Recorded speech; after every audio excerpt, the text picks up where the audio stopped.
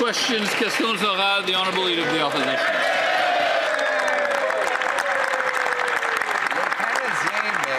Canadians deserve nutritious food that's affordable and excellent. But unfortunately, this isn't the case after 10 years of these Liberals. Let's look at today's facts that have come to light. The Canada Food Price Report expects a family of four to spend up to $17,600 more, an increase of $995 a year, almost a double since the Liberals came to power. When will the Liberals abolish the tax and the inflationary spending that are driving up grocery prices? The honourable member. First, Mr. Speaker, the industrial carbon price does not apply to farmers. So they are taking imaginary cases that don't apply here. But if they want to talk about the food price report that was published today, what they said was that what will apply and that will have a cost on the price of groceries is climate change. I'd like to know if they're ready to fight against climate change. That party doesn't have a plan, and they're fighting against Canada and not against climate change. The Opposition.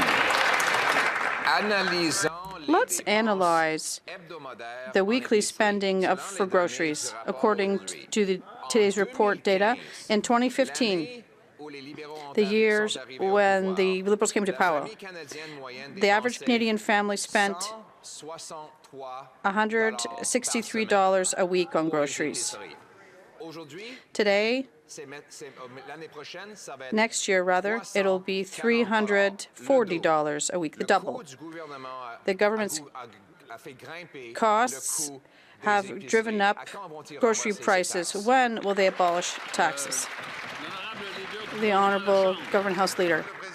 Mr. Speaker, once again, they're just talking about imaginary taxes from the Leader of the Opposition. Systematically, this leader votes against food school programs. They vote against the Canada Child Benefit. They vote against dental care. They vote against pharmacare, things that help people who are in need in Canada. We are making these proposals, and they are opposed to them. The Honourable Leader of the Opposition. Hardworking Canadians deserve affordable, nutritious, and delicious food. Meat and potatoes on the dinner table every single night. But after a decade of this Liberal government, the cost of groceries has literally doubled. Today, the Food Price Report shows that Canadians will spend $17,600 to feed a family of four next year. Double what it was when the Liberals took office, and $995 than the preceding year after the Prime Minister promised to be judged by the price at the grocery store. Will the Prime Minister reverse his inflationary taxes on food? The Honourable Minister of Jobs and Families. Mr. Speaker, another example of the opposition using a report without actually taking the time to read it.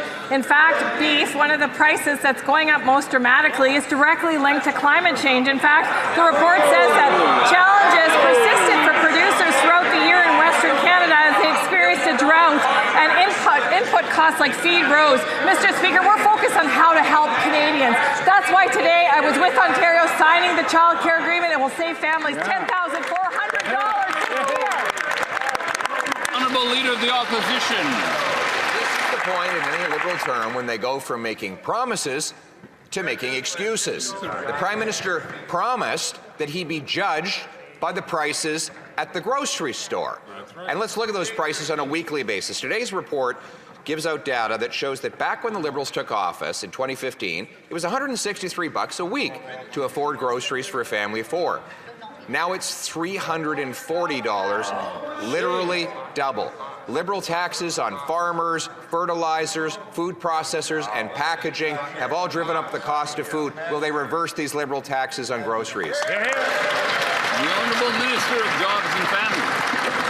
instead of focusing on imaginary taxes, we're working to control the things we can, which is putting more money in the pockets of Canadians, Mr. Speaker. That's how you help Canadians with affordability challenges. You make sure they have the money so that they can adjust to whatever happens in the market. You'd think Conservatives would understand market pressures. It's clear they don't. Mr. Speaker, today we signed with Ontario an extension of the early learning and childcare program. Mr. Speaker, $10,400 per family on average. Do you know how many weeks of food that is? At least 63 if they're The Honourable Leader of the Opposition. Children cannot eat agreements or photo ops or promises. If any of these costly promises Liberals were making actually were real, then you wouldn't have seen the number of kids reliant on food banks doubled to 700,000 kids in the last 5 years. Today, a report from Dalhousie proves that the weekly grocery bill of a family of 4 has doubled to $340 a year. That's the result. So will they finally reverse the Liberal taxes that are driving up food? The Honourable Minister of Environment and Climate Change. Mr. Speaker, time and time again, the members opposite say no to Canadians, say no to supporting Canadians. We have a Canada Child Benefit that supports young families. It's indexed to inflation. It isn't taxed. It is something that they voted against. Time and time again, we'll be there to fight for Canadians. And if he wants to talk about imaginary taxes, that's only an imaginary argument. We're doing the real work to support families. The Leader of the Opposition. Mr. Speaker, the industrial carbon tax is not only real, it was in the Prime Minister's own budget that he wants to increase it. It's a tax on the steel that goes into farm equipment, the fertilizer that goes into farm fields, the equipment that goes into food processors. Then there's the tax on food packaging. By banning plastics, they're making food go bad earlier and costing an extra $1 billion, all of which is passed on. And finally, a $78 billion deficit is inflating the cost of everything. Wow. So instead of doubling the cost of food, why won't they scrap the taxes on groceries? The Honourable Minister of Jobs and Family. Speaker, it's clear the member of the opposition has not read the report because, in fact, the report predicts that inflation is actually going to stabilize and go down. So here's what we're doing on this side, Mr. Speaker. We're putting money in the pockets of Canadians, whether it's through the Canada Child Benefit, which, oh, by the way, is indexed to inflation and that they voted against, whether it's affordable childcare, Mr. Speaker, for families with growing children, helping them save money for down payment on a house, which they say is a goal they have, but they voted against, or whether it's for school food programs for those families that need an extra hand. We're here for Canadians in good times and bad. It's pretty clear where they stand for themselves.